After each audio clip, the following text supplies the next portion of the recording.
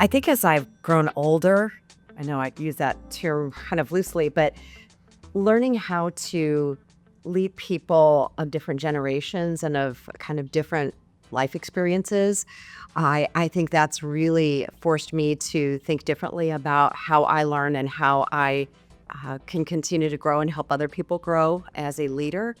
And so I try to embrace new technology when I can. I'm not always good at it, I really try. I'm an old dog about certain things and have my ways of doing things. But I think being open to learning from the younger generation about how they think and how they can innovate and they can improve and they can better our efficiencies.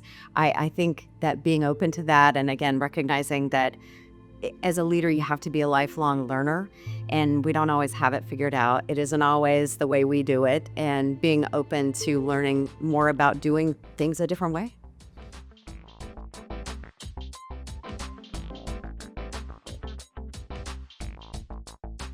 Gosh, that's a deep question. I think when I made the decision to leave my role working in government and going to the private sector was a pretty big decision for me. I think I was still at a point in my life where I wasn't sure what I wanted to be when I grew up and where I was going.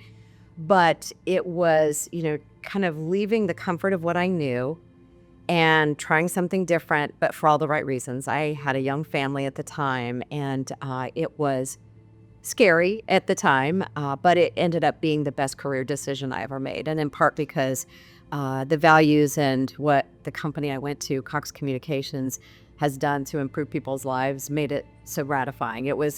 Time will always make those decisions, either really good ones or really bad ones as you kind of measure them over time. But making that decision to leave what I was comfortable with and try something very different in corporate America after working in government for so long.